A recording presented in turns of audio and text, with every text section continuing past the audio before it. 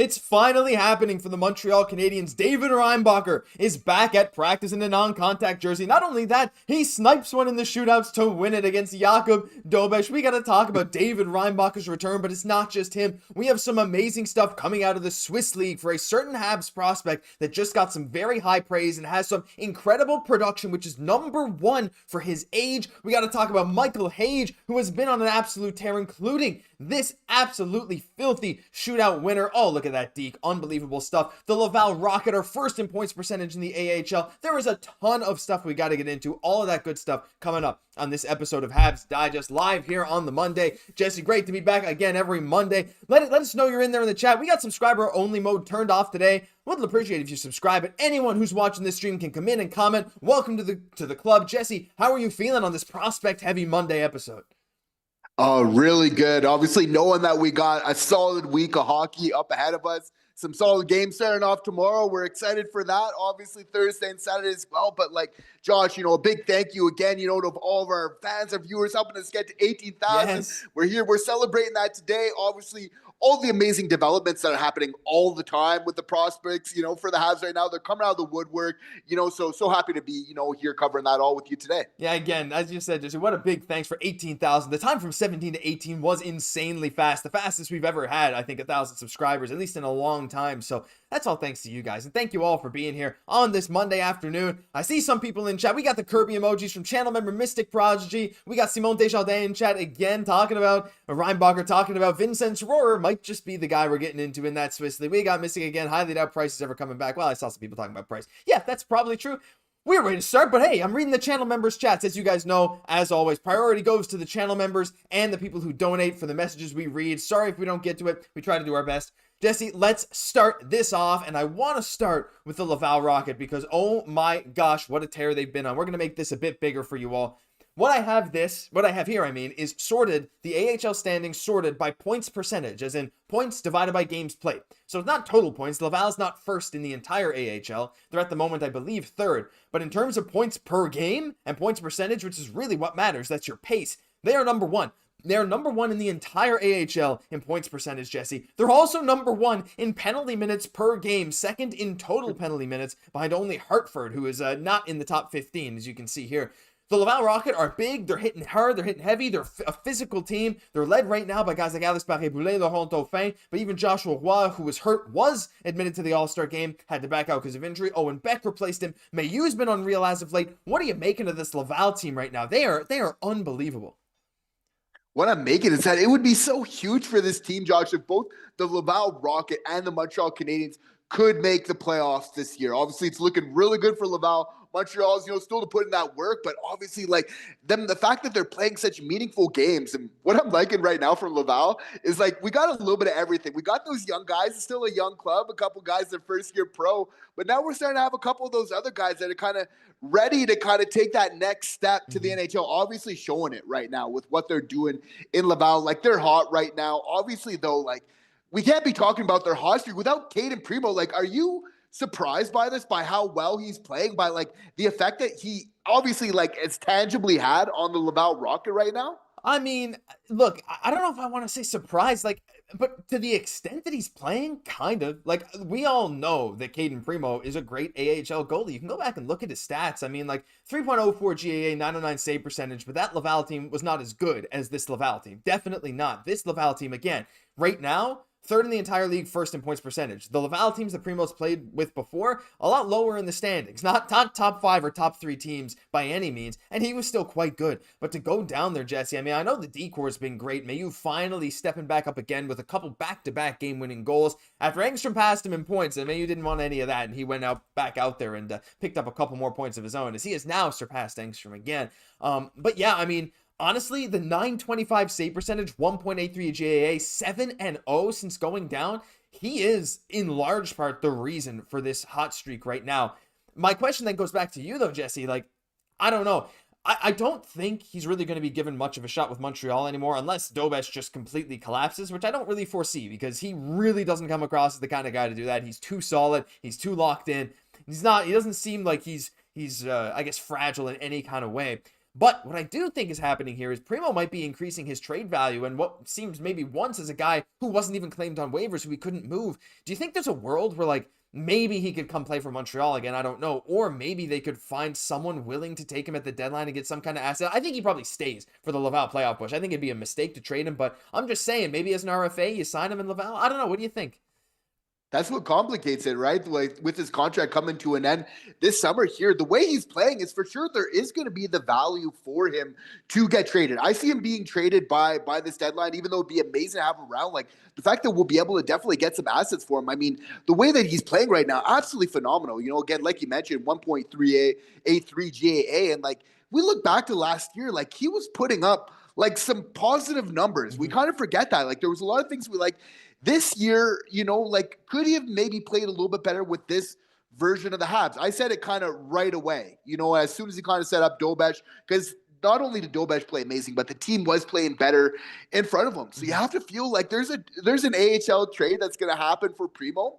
He's then going to kind of get sent to the system over there, probably have to prove it in the AHL over there. But I mean, if he's able to reproduce that, you know, and where his next destination, you have to feel like he's going to get a shot at the NHL at some point again. I mean, he's doing everything he can right now. Yeah, I mean, like, again, I think it's complicated too, because do you really want to move the guy who's now 7-0 and leading your team to probably the #1 team in the AHL? Like, I don't know. But again, it's such a, I keep saying again and again, it's so hard because you have to balance the fact that it's a business, and getting assets for a guy that wasn't claimed on waivers objectively would be a positive move.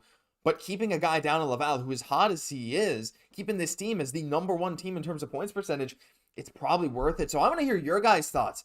If you can get something for Primeau, do you just pull the trigger and do it? Or do you leave him in Laval right now to let him ride with this team? Because there's a lot of great stuff happening, but he's raising some question marks, but in the best of ways. As we're going to take another second to go through the chat here, as we got some other channel members. By the way, I just want to shout out again, Simon Desjardins earlier said channel member, but Hall of Fame tier channel member. I mean, one of our biggest supporters ever. Just wanted to shout that out again for all of you who aren't familiar. And we also got Mark Orr here in the chat saying, hello to you awesome Habs fans. Go Habs, go. Thank you, Mark Orr, one of our Rocket Richard tier members. Gonna have a video call with all you guys soon. Really awesome to see you all here. We got Hoopty. We got a bunch of familiar names in here. Mystic talking, a few people talking about Price here. Mystic saying Primeau's a good AHL goalie, not a very good NHL goalie. We got Dave here saying, hi guys, how are you? We're good. How are you, Dave? The culture of winning has been instilled from the top down, filters all through the organization. And I think that's actually a really good point. Speaking about the Laval Rocket here, Jesse, we're seeing that as well. And a couple more things before we move in. Mark Orr, I do not remember, but did Primeau get an opportunity to play a game with Laine and Carrier? Could be a reason why he stumbled with a poor defense. It's actually a very interesting point. He didn't, right? I'm almost certain he didn't, Jesse. And no. Montreal's defense is much more stable now. Again, I think just watching Primeau play, I don't necessarily think that's going to drastically change his game, especially with how we've seen Dobeš play. But again, it wouldn't shock me if Primeau, in the right situation, could end up being an NHL backup. For sure, and it has to be a little bit frustrating with Cayden Primeau. It's like kind of the one moment. Obviously, we did need our goaltending to be better. Like he's not completely absolved of the issues that the Montreal Canadiens were having. But of course, we saw a lot of it did kind of stand, you know, defensively. They were allowing too many goals, some of the highest in the league at that point in time. Shots as well. Like they were really getting bombarded in a lot of ways, and making that move to get a little bit more veteran presence on that back end has helped so much there. So of course, you know, obviously tough, but you know, he's doing everything under his control right now to really get another shot. For sure. As Mark says, the team also played a lot different from the minute Laine joined. There have been a lot of changes, but you can't deny that Jakub Dobeš just looks way more solid in net than Cayden Primeau does. Nothing against Primeau, it's just Dobeš looks better right now, and sometimes that's all there is to the equation. Don't see any world where Primeau comes up for Dobeš anytime soon, so we're lucky to have we're lucky that Primeau is doing as well as he is in the AHL, honestly, because the fact that he is another option, say someone gets hurt or something, I won't feel nearly as bad bringing him back up, especially with the confidence he's gaining down there. So really, really interesting stuff there. But Jesse, we got to jump to the NCAA because we got to talk about our boy, Michael Hage. We might even talk a bit about Fowler. I didn't really prep anything for him, but I think I saw some people mentioning him earlier. He's been unreal. But let's start with Michael Hage. Guys, oh my gosh, I know I showed this at the top of the show, but how nasty is this? How absolutely filthy is this? I saw NHL fans from all over talking about this play. It wasn't just Habs fans. It was people all over. We're going to play it here for you guys. This deke is unreal. And I know it's just one deke in a shootout, like, sure. But this is just a sign of much bigger things with Michael Hage, because again, he has 25 points in 23 games, 11 goals. He could very well finish the season. I think there's like, what, just over 40 games. He's going to probably have a 20 goal, 50 point or close to 50 point NCAA season as a freshman, which is not only rare, he might have a chance to outproduce every other teenager or every other 18-year-old in the NCAA this year, Jesse. I know we talk about him a lot, but he's not slowing down, like, at all. And right now, the second half of the season, this is going to be the real test for him, because the second half of the NCAA season is often against higher seeded teams, whereas the first half is a lot of outer conference games. In the Big Ten, he's got a couple of formidable opponents, but so far, so good for him. He has been unreal. Yeah, the skill is just palpable at this point. Again, such quick hands here on the breakaway. Again, getting some shootout winners. Like, this was my move in Chow back in the day. It's like just absolutely unreal. And now it's like this guy is a pro right here. It's like the question is going to be like, how good is he going to be at the first level? Like, at his peak, is this guy a third line, a second line, or a first line player? Because you can make arguments for all three right now. The way that he's really playing is really kind of lights out. And again, like, his coach right now is just saying, for him to really take that next step is to dominate the games. Kind of similar to Al Hudson. Like, he's not quite doing that yet, but he's been that difference maker. So they're saying, like, even with Rob Ramage right now, like, they're going to be patient when he comes to development. Like, we're seeing moves like this and we're like, oh man, like, should we have him at training camp next year? What would that kind of look like? But I think definitely kind of erring on the side of caution.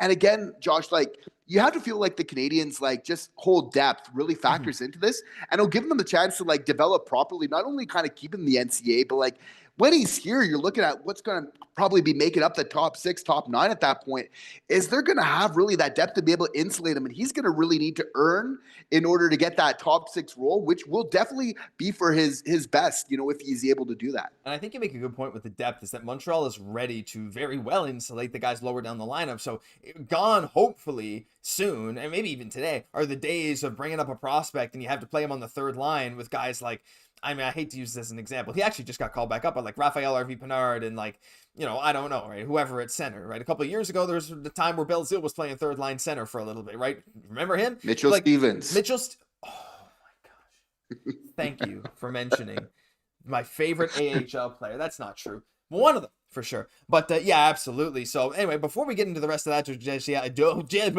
speak English, Josh. Before we get into the rest of that, though, Jesse, we got a couple of super chats in chat that I just have to read out, and they're from Simon. Again, thank you so much, Simon. Guys, leave a ton of love for Simon. Just say thank you, Simon, in chat. Look, sub-only mode is off. Everyone who's in the chat can say thank you, Simon, because it's really, really appreciated. First thing, Jesse, is actually him chirping me. Off topic, I said I'd chirp your rat birds, Josh. So as I missed last week's stream, here it is. Lamar is a seasoned fraud and a playoff choker.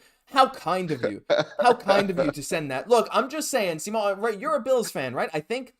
How does it feel? Maybe even if not, sorry for any Bills fans who also had to witness a drop pass from a tight end. Look, no one wants the Super Bowl except for Chiefs fans and Eagles fans. Jesse, I know you're a Broncos fan, but look, we don't get into football much on this channel. Thanks for the chirp of the Ratbirds. You got any maybe kinder words for my Ratbirds, Jesse? Oh man, I like watching them play. Tough break for the Bills, though. I do like them. I've seen them play a couple of times. I know we're hearing about some questionable calls again.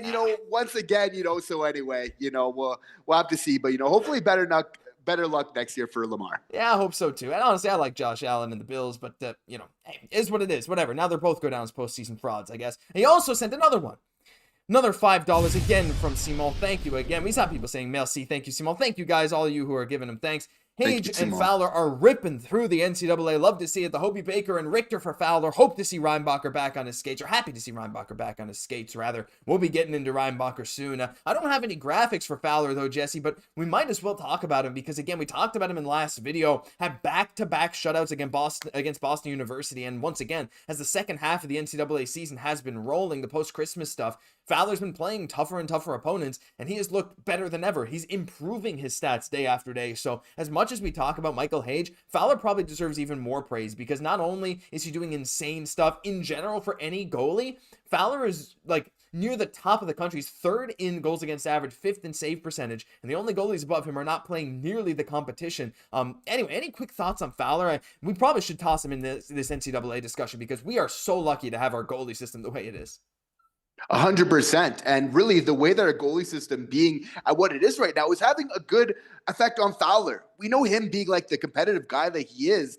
He's now looking at Jakub Dobeš like, okay, I'm going to need to step up my game. Like, this is going to be some competition for me in very short order, right? So not only is, Dobeš really helping the team so much by his play, but obviously, you're wanting, he's having that effect of these other goalies coming up, knowing that they need to step up their game in order to really kind of get that spot right now. Because, I mean, if you're Fowler, you're seeing Dobeš come out of nowhere, right? And kind of take up this backup goalie spot. So again, just a nice ripple effect. Again, this is having on the organization. Yeah, and I did misspeak. Someone mentioned it in chat. It wasn't back-to-back shutouts. It was back-to-back wins with one shutout. He led in 2 goals in 1 game. So yeah, thank you for the correction. Appreciate that. Had that in the video yesterday. I just like to think it's back-to-back shutouts, because honestly, it wouldn't surprise me in the slightest if he did. We got a couple more chats here. We got John Poirier, aka the Cabbage Man. He's joining a little bit late. Shout out to the Cabbage Man. They're here every single stream. Bit late in Penticton for 2 weeks. I know some folks want us to win now, but this video shows me that we are building everywhere, not a quick fix. Building everywhere is how you sustain success. You don't just get these little peaks, little valleys. This team had went through a big valley, and now we're ready for sustained success. This is the product of the rebuild, but also retooling in the right places when necessary, making the right moves, like this Line A trade, like this Carrier trade. It's more than just tanking. Thank you so much to the management. As Simo said, actually, you're a Steelers fan. Yeah, no, if I said anything nice about your team, I take it back. Thanks, Simo. Joseph Donovan, late again. That's okay. You're here. Better late than never, like Simo says. We got some people talking about Matheson. We might get into Matheson a little bit later. But yeah, we also got Mark Orr saying Suzuki, Dach, Xhekaj, Kaiden, and Beck, Evans, Newhook, Demidov. The future's full of centers. That's actually a good point, Jesse. Okay, maybe that's actually an interesting thing to mention as we transition into a couple other things here. With the amount of guys who can play center, do you think we'll maybe have a lot of guys who are almost forced to play the wing? And do you think that's a bad thing to have our guys who can play center play the wing? I see it more as good, because you can slot them into center at any point and they have that versatility should anything come up. But that way, in my mind, you're getting the best true centers out of all of them. And even the ones who maybe don't make the cut for the actual center spot are still going to be good and can profit off of other good players. I don't know. What are your thoughts on that? Is having too much long-term center depth an issue? It is. You want to have a little bit of depth there, but you also want to have, as Martin St. Louis says, the right players in the right seat. Like, if you got somebody who is probably a good 2C, you probably don't want that guy kind of on your third line or on the wing there. It's like you want him kind of in that best possible position. So, of course, this is what's going to be interesting for the Montreal Canadiens going forward, is to really monitor it. I would say I wouldn't definitely count any chickens before we hatch. It's the reason why we have that is that still that 2C position for the Habs. It's up in the air. Kirby Dach, he's playing a lot better of late, and everything, but like he still has not locked down that position. Like within, like a shadow of a doubt here, right? But he's doing all the good things right now, which, I'm so happy to see, it's like, Josh, I have to digress for a moment. Like Kirby, like, did you ever meet like a Kirby in Newfoundland? I feel like that'd be a name like you'd see out in Newfoundland. Like, you're walking around, hey, Kirby, I mean, listen now, buddy. You goes down any of those towns, right? Go down Old Perdican, head all the way up to St. Anthony, anywhere out there, Rockport, Glovertown. You're probably bound to run into a Kirby or two, right? You see Kirby down by the doctor saying, no, he didn't have another good catch this week. You come back in trying to feed the family, doesn't really freaking work, right? Kirby's everywhere. Maybe not everywhere, but I tell you, you're going to meet as many Kirbys as you're going to meet Randys, as you're going to meet Pauls, you're going to meet Westies. There's many of them, right? All around the bay. And I'm just saying now, Kirby Dach, this guy's somewhere. He's representing all of us Kirbys around Newfoundland way, right? All the people from Shearstown all the way out to Deer Lake. Tell you, everywhere in between, the Kirbys are celebrating Kirby Dach. Just saying, it's been so good to see him progress the way he has. And especially this part of the season, Jesse, and I'm just transitioning, a flat transition. And there's like the second line, there's actually a little bit from an article we're going to talk about soon. Arpan Basu, it's actually linked in the description. We're going to talk about Vincenz Rohrer, but he made a great point about that second line. Newhook spoke about it. They took a little while to get into their rhythm, but boy, they're looking great now. And once again, we're seeing how Kirby can mesh with pretty much any line mate, and that's one of the best qualities about him, I think. Yeah, 100%. And I'm so happy to see this kind of coming together. It's so big for him and so big for this team. And again, we do with the injuries and everything, it would take some time, and kind of as the season kind of goes on, he's getting better and better. So it is par for the course. But Josh, there is playoff implications we could take from that. Like if Kirby's starting to really hit his stride and he's actually just getting to where he should be playing from that injury. You have to think like the best hockey for him this season is still down the stretch. Right now, when we really need him the most, I think like we're right in the thick of this run right now because so many of these Habs players, like Hudson for me, is trending in the right direction. Suzuki, Cole, we know what a second, half player that Slav is, right? Like all just these positive indicators, the addition of Dobesh, kind of leading me to think of where we'll do on the second half of the season compared to that first half, finishing on a strong note. So again, Josh, just like so much to be excited about with Kirby really kind of getting it together right now. Absolutely. And I want all the channel members like Simon and Joseph have already done just like I did. You can send your Kirby Dach emojis in the chat there. Yeah, we've got John Poirier, Fish and Tatey's fried and fat bite and jeepers. I like stat. Oh, me too. Me too. I am a copycat. Leave it alone, Joseph. Again, that don't come out often, but I always have the Newfoundland flag. Beautiful flag. Always hanging above me for these videos. No one can see it, but we wave it in times like this. Oh boy. All right, we got some people talking about Matheson. I don't know. Do you want to get into Matheson? Do we get the people fired up before we get into the Reinbacher and Vincenz Rohrer stuff? I feel like we kind of got to talk about it. I'm seeing too much of it in chat. What do you think? We got to listen to the people. Let's listen to the people. So, listen, I'm just going to put a poll in chat. Everyone, we're talking about Mike Matheson right now, so buckle your seatbelts because I know something's going to get crazy. I know there's lots you probably already maybe wanted to type something upset about Matheson. So, we got an example here in the chat. V to C saying Matheson is to the Habs as Tyler Myers is to the Canucks. Chaos passes into skates, shots into shin guards, pizzas to the other team, putting Hudson in pressure situations in the D zone. No room for Matheson.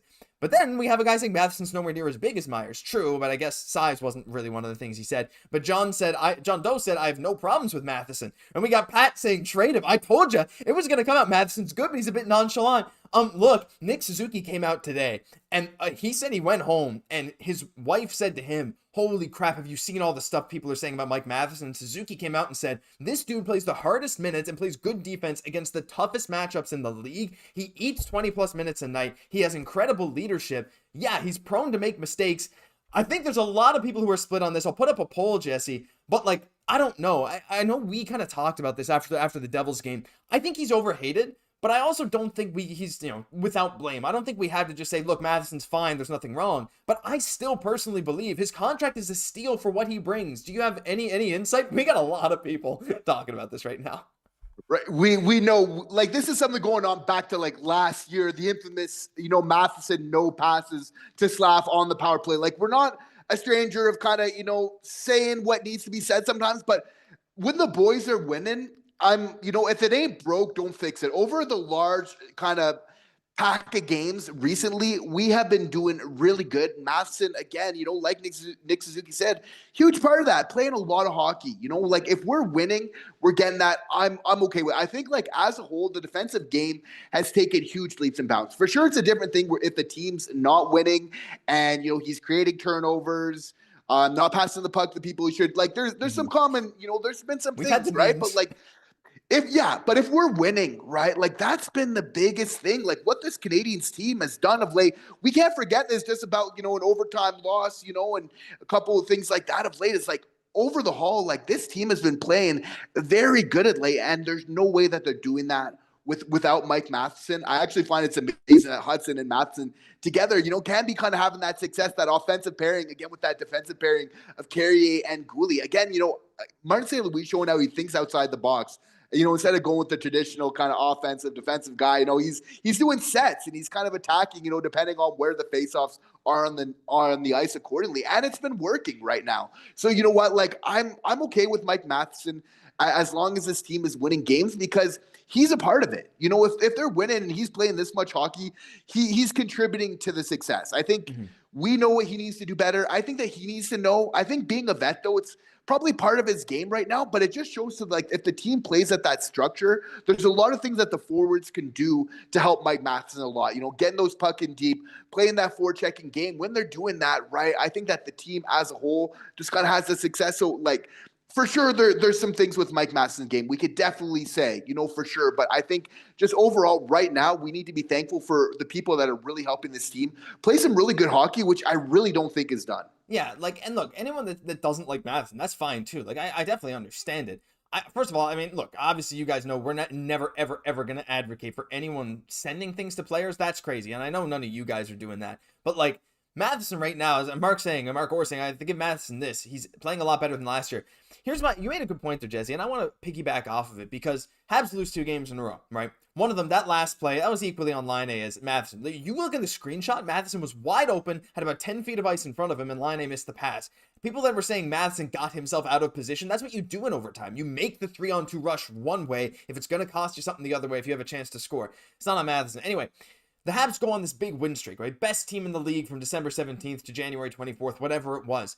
And when we won games, we were very positive about Matheson. I heard no one talking about it pretty much at all. It's like, okay, Matheson's like good game, but we're like, man, he was so good on defense, eating so much PK time, such a smooth skater. His zone exits were great, hardly ever turning the puck over.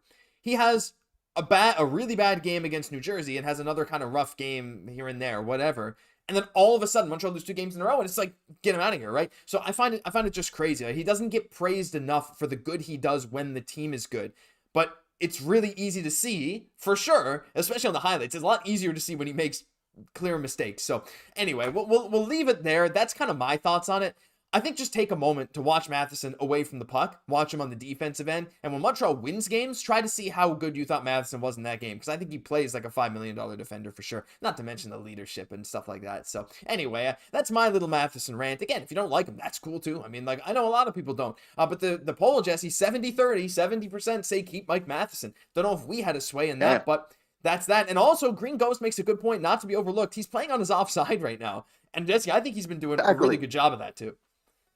100%, not easy at all, kind of given the situation right now. And you have to feel like still, like, even though he's not perfect, like Lane Hudson is learning and kind of vice versa from there right now. So, I think it's just about kind of the Habs know what they need to do. And for a large part, they've been doing such a good job of really holding it down defensively. We haven't seen huge misassignments. There's been such like a progression from the beginning of the season to now. And obviously that needs to continue and everything else like that, making sure the front of the net is kind of covered first. I think that's that most important thing. But, I feel like Matheson is going to bounce back and, can have a lot to offer this team for the rest of the season. To be honest, I'm happy to see his progression because we've said at some certain times where maybe him not being the best fit. But again, the addition of Carrier really, even though they're not on the pairing with Matheson, really kind of help balance things out by bringing another vet that plays them a little bit more of that defensive game. Just shows how that overall team structure is so important and not just the pairings. 100%. Now, again, I'm not advocating for him to take another 1,000,000 point shots into shins. Like, I don't love that when it happens. But, there's a lot of other positive aspects too that are maybe not as obvious. We know, guys. Yeah, we get it. Yeah, sure. Those memes passing to Slaf, that's not happening anymore. Now Slaf doesn't even go into that one-timer spot anymore. I wish he did a bit more. I've seen him taking practice from there, though. Mark Orr says Matheson should have stopped up at the blue line to distribute the pass to one of the 2 forwards who were already deeper than him. He looked to be moving into the corner. That left us open. Maybe. It's hard to tell. I mean, I thought it was fine because I think if Line makes that tape-to-tape pass, we don't question anything, right? If that pass isn't behind Matheson, I think he catches it, and then it's him, Line and whoever was ahead. I think maybe Dach or something. I don't know. It's hard to say, though, right? There's so many opinions. That could have gone a million different ways. So, but all the same, we like Matheson around these parts. For now. If Nick believes him, then so do I, says Joseph Donovan, sending that Nick Suzuki emoji. Everyone, send some Nick Suzuki emojis. We don't have any Mike Matheson ones for now, but that'll do it for that. We got to get into some even bigger stuff, Jesse. We wanted to hear the fans' thoughts on Mike Matheson because we knew he was going to be a big topic. But boy, we got some good stuff coming out of Switzerland. I guess he is Austrian, and he did play for Cloten, but it's not Reinbacher, actually. I want to start with this. This comes from the article that is linked down below. We'll get to Reinbacher. Go check it out. It's from The Athletic. It's from Arber, who always writes great articles, as you guys know. Talking about David Reinbacher. Goodness, I keep getting them mixed up. Talking about Vincenz Rohrer. And Mark Crawford was the former Zurich coach of Vincenz Rohrer. He had to step away from the game. Someone else has taken over. But Mark Crawford said Vinci, which I guess is Vincenz Rohrer, is continuing to progress nicely, playing right wing with top scorer Derek Grant. Speed and power are improving, and he is becoming a better scorer at the Zurich level. He still projects for me as a top 9 forward. Unbelievable work ethic, great competitor, high-end penalty killer moving forward. Those are some of the best attributes you can give to a guy, Jesse. He is one of 29 players. There are 29 guys in the Swiss League who are 20 or younger who have played at least 10 games this year. So you got to have at least 10 games of sample size. He is number 1 by far of those 29 players in his 21 points. By far the best producing 20 or younger player in the Swiss League. That is crazy. The fact he's playing a significant role on a competitive team is also very rare. Crawford believes Rohrer will be heading to Laval once the Swiss NL season ends in March, and once there, he will show what he's capable of. The NHL game suits his style of play more than the wider open Swiss league. Keep an eye on the Rockets as being one of the top teams in the AHL. He might be coming late in the season. We know Jesse. We covered him when he had his hot start. I think he had 3 goals in his first 2 games. Settled down a bit since then, but again, 12 goals, 21 points in 38 games. Like, just one of those guys that just, again, seems to come out of nowhere and continually improves. And he might be a very nice addition for Laval at the end of this year. Who's looking to really go on a run right now with some reinforcements coming.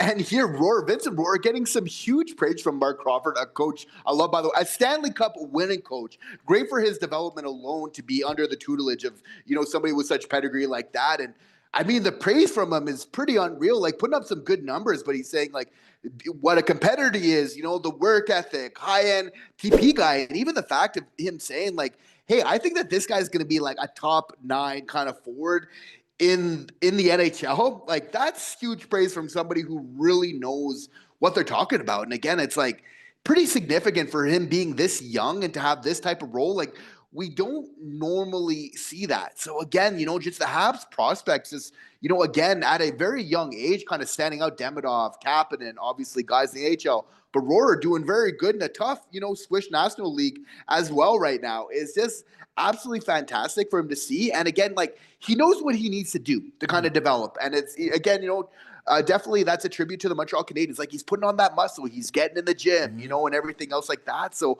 really looking forward to seeing him in Laval as early as this spring. Yeah, that would be unreal. And again, this says 5'11", 168. Reports say he's up in the mid 170s now after really focusing on his weight training, which is something really, really good to hear. And again, like, not every player needs to be some kind of star forward for Montreal. That's not at all what we're saying here, but.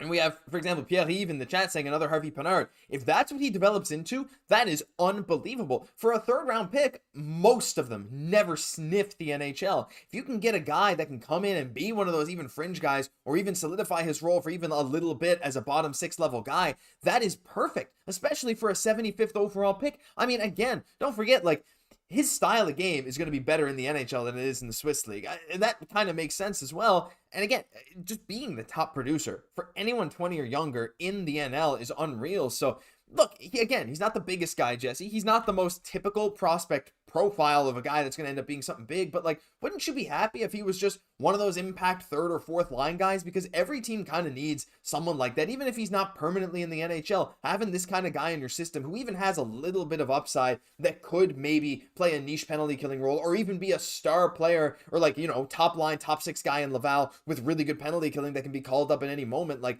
that kind of stuff is still valuable, right? We don't need to set all these guys to this crazy high standard. Yeah, it's an amazing depth move for the organization. You have to feel it's kind of part of the design when you're making this selection, where, like you said, like a guy who projects based off what he's doing right now to be able to get points in the AHL, but yet when you're calling him to the NHL, if he ever kind of gets that, and that kind of, 4th or 3rd line type role, like plays that energy, kind of even going hard to the net, kind of despite not being the biggest guy, like type of game, which is just absolutely great to see. He's developing even faster right now, kind of playing abroad against, some pros than he would right now in the OHL. So he's really just doing everything to kind of speed along that development. And, interesting to see as, the Laval Rocket, they're definitely going to have a pretty nice roster once it comes playoff time. Yeah, for sure. I've seen some people saying too small here and there. Like, the dude is like, essentially, like, he's also just 20 years old. He's 5'11", now about 175. For example, like Jake Evans is 6'1", 190. Yeah, 15 pounds is not nothing, but it's not saying that Rohrer couldn't get there, right? Evans was smaller when he was younger too. And especially if you're a good defensive player, size isn't always everything in the NHL when you're on the penalty kill. So it's just like, I don't know. I'm not worried about that at all. And again, I don't expect anything huge from him, but I would expect him to come to Laval and hopefully make an impact right away. Again, not everyone will. I mean, we hyped up Sean Farrell a lot as he was one of the Hobey Baker finalists at one point. He's not really doing much in the AHL anymore, right? There's a couple of guys who are just not going to work. Matthias Norlinder. But Rohrer, hey, worth keeping an eye on because this guy's production has been really good. I'm going to take another look at the chat. Joseph Donovan, I don't think either one will be talking about. Do you guys think Matheson's more likely to be traded than Savard? Savard more likely, but as the days go by, Jesse, I'm starting to wonder about that. I think it depends on the offer, but we'll see. Simon saying I'd love to see Slav in that 1T spot. I think we would too. A bunch of Suzuki emojis. John Poirier saying I love Tuesdays when people ask me what I am so positive, and I tell them I watch Habs Digest last. Oh my gosh, well thank you so much, John. That's the thing. We love the positivity. We don't like the negativity. That's why we're positive about Matheson. We're positive about the prospects. We got some good things coming. And one other thing, as we get almost 400 people in here, I'm just going to ask you guys for one thing right now. If you wouldn't mind liking the video with the stream right now, we're at 99. I'd love to hit 100. I mean, I'd love to hit 150. That's just like a seventh or 1/8 of you watching. If you could hit the like, that'd bring us to 150. Just one click. It helps us more than you could ever know. So thank you so much for watching. All of you for being here as well. We got some funny jazz in there. Hello, everyone. Hello, Star Killer. Hello, everyone who's saying hi. Jesse, are you ready to get into our boy, Mr. David Reinbacher? So ready. Oh, man. Guys, it's happening. He's back. He's back at practice. We're going to play this full screen again. Not only back at practice, this video is courtesy of Stu Cowan, a great follow on Twitter, of course. Scoring that goal there on Jakub Dobeš, Jesse. Pretty much just great to see him. I mean, like, there's no pretty much to it. Look at when he scores. Look at the celebration from everyone. Look at Nui. Look at Doug. Look at all the red team going over to our boy David Reinbacher after scoring this goal. What an amazing thing to see him back skating. I mean, I know he'd been doing some solo skates. He's in a non-contact jersey, so like, I don't know. There was a bit of contact at the end of that clip. I guess he's not taking body checks or anything. But right now it's just amazing. I mean, his timeline is still to be back sometime probably around March. But to see him practicing with the Habs especially, it's so good that they've kept him on the main team roster throughout the season. He's been with them on the road trips. He's been with them in the press box. He's been at the practices. He's been all around the team. He hasn't been down in Laval. He's rehabbing with them, which is the best thing for him. And now he's skating with them at practice. You have to imagine he'll probably go down to the AHL first as soon as he's ready, but my gosh, does it ever feel good to have all the riches in the world in our prospects and to have our former 5th overall pick finally back on the ice, a guy that we've largely ignored because of his injury. And a great call by management to just have him around the team as much as possible. If he can't be on the ice, kind of learning what it is like to feel like to be a pro, being out on the road, everything else like that. So you have to feel like he's just kind of soaking it in, taking a lot of hockey right now. And so amazing to see him almost over a month, back earlier than expected right now, looking smooth as ever out there on the ice. I love how just here on this highlight, how like his head's up all the way and he's just picking his spot, right? Like a really cerebral player, really smooth out there, so gonna be amazing, just to kind of see him getting those reps. Of course, we would have loved to have seen him in Montreal with Laval. Like, who would have known if he's playing this year, if he's not a part of our kind of decor in Montreal right now, because there's very much a way where he earns that spot, even though that would be maybe a little bit tough. Maybe the odds are maybe a little bit more kind of cutting his, learning his trade a little bit more just in Laval, right? But like at the same time, you have to feel like with the talent that this player has, like it's not going to be long before he's in Montreal. Like I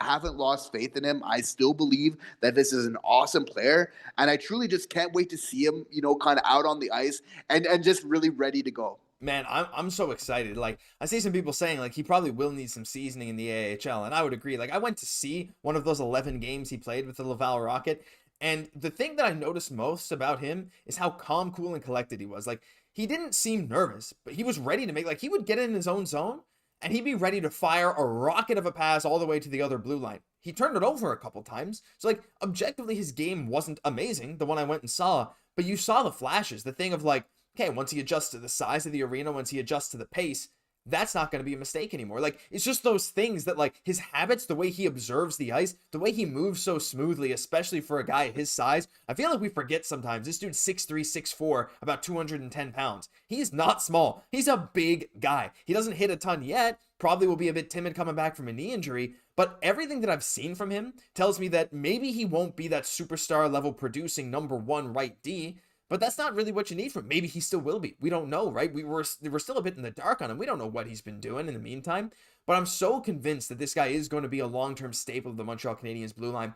Jesse, what's the earliest you think we could see Reinbacher in a consistent role with Montreal? My thought immediately is not till the 2026-27 season. I say you let him cook for the last bit of the season in Laval this year. I guess it does depend on the D situation next year, because maybe like next year we have a similar thing like this year where it's kind of rotating in Barron and Struble and question marks about Savard. If we still have question marks on the right side heading into next year, whether it's, is Struble still going to stay on the right side? If Savard's gone, who's going to replace him? Is it Mailloux? Is it someone like an Engstrom? If maybe Mailloux or Engstrom can't make that leap and Struble can't cement himself, maybe we start to see him then.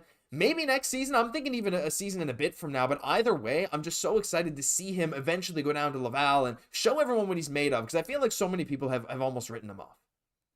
No, for sure. And I think, he's a great player, but does he make the Habs kind of next year out of training camp? Like, probably not, but at the same time, he kind of has a quiet confidence, to him where it's like you definitely don't want to rule him out. We know he was highly selected at 5th overall for a reason. Probably a higher likelihood that he, even of next year, kind of plays a half season Laval, but, plays some really good hockey. I could see him being called up, as early as that. And for sure, he's not like that big offensive guy, and Josh, I was thinking about, like back to last year before the draft, actually 2 years ago, you're asking me, you're like, Axel Sandin Pellikka or Reinbacher. Mm-hmm. Like, I picked Axel Sandin Pellikka at that time, a little bit more of that offensive guy. You could say that's the right pick, but like, in retrospect, is it really like, does Reinbacher need to be that offensive guy truly for him to be what the Montreal Canadiens would need? I don't think so. Like, do you need a Hudson and a Sandin Pellikka both on your team? I think you need one guy like that, and it's great, but you don't want to make your entire decor. It's like having a guy like a Hudson who is an offensive dynamo and having a guy like a Reinbacher who's good defensively, but that has like, some offensive upside as well. I think you could argue that that's actually just like an overall better fit for the makeup of the team. Obviously, it'll take several years for this to kind of truly flesh out what is the best decision. But overall, like that overall team could what's the overall effect is so important to really measure when we're looking at in all of this. And I think that's a good point too. But also, I would even say like, Axel Sandin Pellikka does have that better offensive production, but I don't think that necessarily means he will always project as a better NHL player. I mean, we've seen so many guys have insane offense production numbers, whether you're a forward or a defenseman, at the junior level, at the college level, or in Europe, whatever, right? And then it just doesn't translate. I mean, usually you can predict to some extent, right? There's a lot of traits that Axel Sandin Pellikka has that, I'm not exactly saying he's going to be a bust, because I don't think he will be. I actually quite like him, but you can still be a much more impactful player. Like a guy like Reinbacher's a lot lower risk, and he could end up having a much higher floor, right? So I'm very interested to see what he does. You see a lot of people talking about this. I mean, like, people are excited about him. We got this interesting one. Big Bird Robinson was 6'4", 225 in his day. Reinbacher not that far off. Just give him a few years. That's what I'm saying, man. Jesse, we've seen so many times big guys need time to develop a bit more, right? Because they got to adjust to the pace and their size too. Like, Reinbacher's a big dude with a long stick, and you got to be able to figure out how do you, let me phrase this better. When you're on defense, learning the size of the ice compared to Europe as well. I mean, Reinbacher's been in North America for a bit now, but learning how to play certain lanes, when to close off, when to pinch in the offensive zone, when not to, when to close that gap, follow, like all these little micro decisions take a ton of time, especially as a bigger guy. As you're improving, you're getting faster, you have stronger push off with better training, you're moving faster, you're moving different. Whereas for smaller guys, a lot of that stuff maybe stays closer to what you had before. Not always the case, but again, I just think that him being a bigger guy just means more time to develop. And anyway, I'm just excited. As we get some other chats here, we got Mark Orders. The preseason he had and the fact that Habs kept him with the team while injured meant he was going to be playing a steady spot on the right this year. That's why they let Kovacevic go. Interesting. Canadian Dude in Oz says, good morning, guys. Good morning. We're almost done, Canadian Dude in Oz, but thank you for joining. Jesse, any thoughts on that? Do you think that was the original plan, to play Reinbacher maybe in Montreal if he had shown the ability to do so? Yeah, if he did, just like with Hudson, they would have given them that shot. Like, they've shown it doesn't matter if you're a young guy. Like, if you can play, you can play. And I think, with Reinbacher, he has a skill set where they were looking for. And obviously it's because that wasn't fully fleshed out that they needed to go get a Carrier. Like, the Reinbacher injury definitely kind of affected that. But I think it's still a blessing kind of getting Carrier, and we're going to really be able to kind of supplant that right side, kind of cement it even further with Reinbacher. I really like his game. I feel like he just feels like a Montreal Canadian. Like, he's got those hard skills. He's got those soft skills, like very much like Ivan Demidov, like Slav. Like, he's got great skills, but he's just like a great culture guy. Like, he is really intelligent for me. And I think that those are just some really important things of like, this guy's going to fit the room, but also this guy can really play as a really mobile and big defender in today's game. It's going to be awesome. And we got, by the way, Canadian, I know I'm late. I was working. That wasn't a shot or anything. I sincerely thank you for being here. Glad you could stop in even after work. Really appreciate it. There's a lot of things that he's going to do great. Like you said, the skills are there, the ability is there, the upside is there. We just got to be patient. And you know what? Maybe I was a bit too pessimistic on his timeline. I think he really could carve out a consistent role next season, depending again though on who Montreal brings in. Because if you bring in like a really high-end right D, like we see a lot of people talking about Noah Dobson, right? But say you do something like that. And then maybe you pair him with, like, I don't know, Hudson. And then you have, like, Matheson or Guhle and Carrier. And then Matheson and who, like, is it going to be Reinbacher? There's other guys, like, that you could put in there now. You could put Struble. You keep Xhekaj in the lineup. We know Matheson can play on the right side. So, again, depending on what Montreal's moves are, he could play next year. The plan would have been to play this year. But, again, like we're seeing with Dach, Jesse, not only is Reinbacher a big guy like Dach, he's coming off another major lower body injury like Dach. So, it's going to take him time to figure things out again. And I think one of the worst things you could do, especially in the Montreal media market, a media market that wasn't too kind on him when he was drafted, to put him right in the spotlight again, I would like it because it's trial by fire, but you don't know how he's going to react, right? Especially coming off an injury. We were fairly hard on Kirby Dach because he wasn't playing great, right? And if Reinbacher does the same thing, I think it's just better to have that in maybe the low-pressure Laval environment, let him work on himself. So we'll see. But yeah, guys, I think that's probably going to be it. If you got anything else that you want to add, anything you want us to talk about, you can send in a super chat right now. Otherwise, we're going to finish in a couple minutes. Thank you all for being here, Jesse. There's a lot of stuff we talked about. And I think to cap this all off, all I can say is we have an incredibly bright future. It is, and honestly, not something to take for granted. Obviously, one of the very best prospects here in the NHL. That's why we're so lucky on Habs Digest to be able to break it all down, right? Like, so many organizations wish they had the prospect, right? Like, they're just talking about the same guy. And we're like, we got so many guys that are popping off in so many leagues. And not just that, obviously, Davidoff's been getting the huge praise right now. Like, just from all corners of the NHL. We got Lane Hudson here. We got Slafkovsky. Like, all the boys, they're coming into their own. And they're not even all here yet. So just to see what they're really kind of building as a group, I think it's going to be something special to see. And it's so great that we got all of you guys on the ride to really enjoy it all together. Absolutely. And thank you once again, Simo, so much for being so generous as always. Congrats on 18K. Yeah, thank you all. I mean, appreciate that so much. Again, the 18,000 is an insane mark. And hey, we're on the push to 20. I mean, you guys know 20 is such a huge goal for any YouTuber. Then on to 25, and we can keep setting these milestones. But the fact that we've grown to as big as we are already is all thanks to you guys. Like, I mean, I know we make the content and we love doing this every day, which is, I think, what keeps this passion going, keeps us smiling, keeps the energy high every single day. But if we had no one to come to, it's a lot harder, not gonna lie. But to see 400 plus people tune into this stream, right, come in every single Monday, sometimes we get 500-600 people coming in to watch us, is unbelievable. So I mean, the subscriber count is amazing. And hey, if you're not subscribed yet and you enjoyed what you saw here, if you wouldn't mind hitting it, it's completely free. We got daily stuff, we got weekly streams, sometimes even more often if a game goes crazy. There's a bunch of stuff going on. But that'll do it for this episode of Habs Digest. If you enjoyed this Monday live stream edition, tune in next week. If you enjoyed, leave a like, comment, and subscribe to the channel. Thank you all so much, as always, for watching. I'm Josh Gosse, my co-host, Jesse Poirier. We'll catch you on the next one.